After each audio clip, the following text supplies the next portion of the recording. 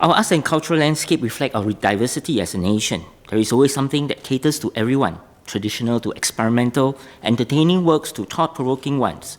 It is this very diversity that makes the Singapore arts and cultural landscape so exciting and full of vitality, which we must strive to encourage. This is why I feel the need to emphasize the importance of experimental avant-garde art. These are artwork by creators that think out of the box. They represent adventure, exploration, offers new ways of seeing ahead of their time. Thus, this spirit is not specific to the art. We see and celebrate this as well in entrepreneurs, researchers, and scientists. Just like other four frontrunners, such artwork always meet with hesitation, if not suspicion and derision, by the general public. Yes, it is common for people to resist the unfamiliar. However, it is the unconventional that brings new knowledge, understanding, and change. As a city-state that wants to be forefront of innovation, we must embrace artists who have the boldness and imagination to dream extraordinary dreams. Exploratory works are meant to be contentious, meant to generate critical discourse. By grappling with difficult issues, we discover the depth of human thoughts and emotions, understand differences, learn to empathize, and celebrate diversity.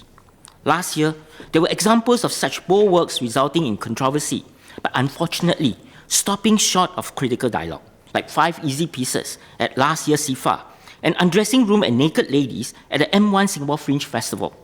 The loudest, freshest, and most obstinate voices unfortunately silenced any possibility of critical discourse. Precious opportunities for mutual understanding and mediations were lost.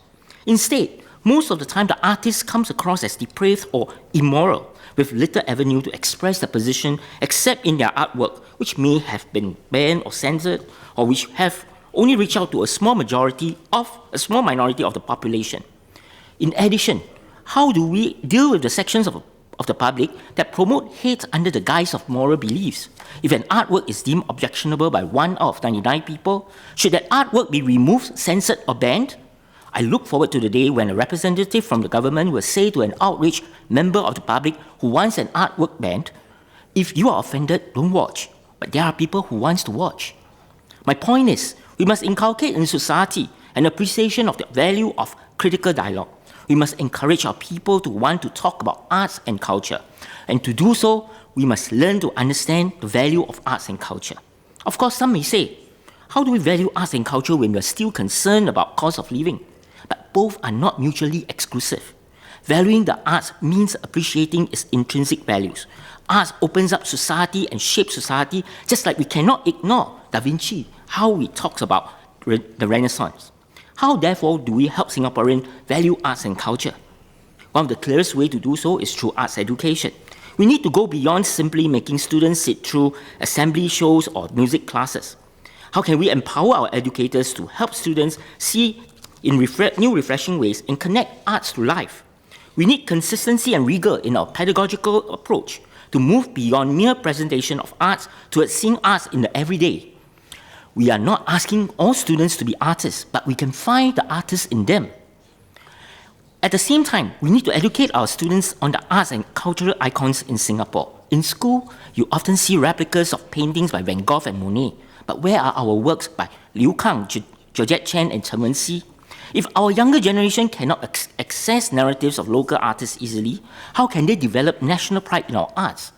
Every child in our school should be familiar with Leong Yun Pin, Tang Da Wu, Isa Kamari, and the list goes on and on. This leads me to the importance of documentation. I hope MCCY can look into national centres that archive the rich history and development of the arts as part of our cultural and social fabric. The history of art must include critical discourse that is generated from artwork. To improve critical discourse, we need to boost research and encourage more critical writing and documentation. This need to document the art is especially crucial for our traditional arts form, which are running against time and need to find new ways to innovate while preserving their craft. This leads me to my next query. In 2016, various arts groups at Stanford Arts Centre had to vacate their premise and be resettled, with the centre supposedly being earmarked to be developed as a traditional arts centre. But a year on, we have not heard progress on this matter. I would like to ask, why was there a rush to vacate the previous tenants then? Why has the plan for the traditional arts centre not been implemented yet? So what is the plan? Decisions on our cultural assets involve multiple government agencies, and we need to reinforce interagency dialogue and collaboration. The missteps of Ellison Building and surviving Sionan Gallery again highlight the importance of good engagement. I urge MCCY and government to put cultural impact assessment as an important process in forming any major national policy. Our accomplished artists are recognized nationally yearly through the Young Artist Award and Cultural Medallion Awards. Last year, upon being conferred the Cultural Medallion Award, 86-years-old Madam Nona Aisha said, "It should have happened 10 years ago.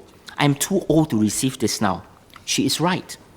We could have given her the award earlier for her dedication and craft all these years. At 86 years old, how would this trophy and grant help her with her to continue her artistic pursuit? How many other older artists have we not heard about, let alone given recognition to? There are also other art workers who have been toiling behind the scenes quietly for decades. This include T.K. Sababati, art historian and critic, Tay Tong, producers of theatre works. Yet because they are not practicing artists, even if many within the arts community may find them deserving of the cultural medallion, they cannot be considered under the current scheme. So how can these unsung heroes, how these silent heroes and heroines be recognized?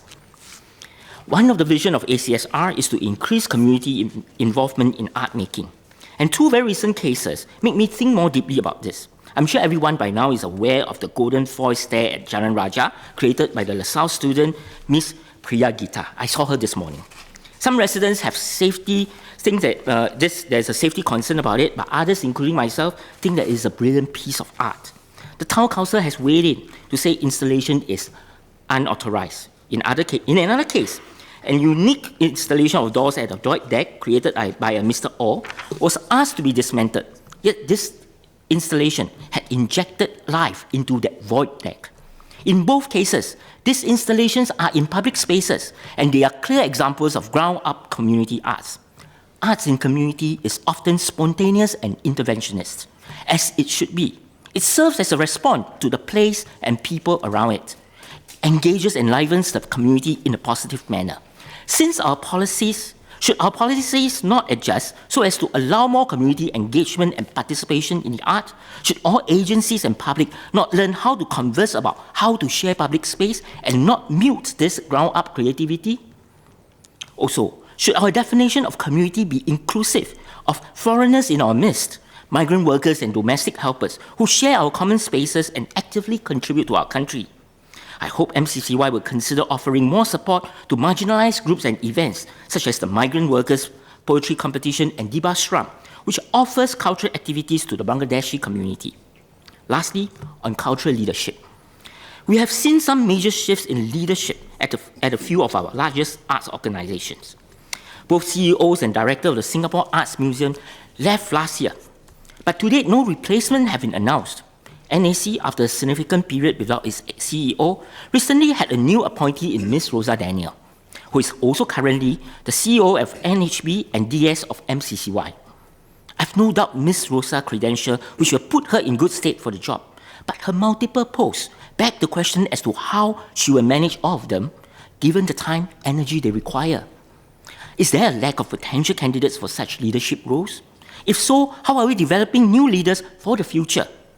Arts institutions need to have artistic leadership at the forefront and should not be driven by just administrative or financial objectives.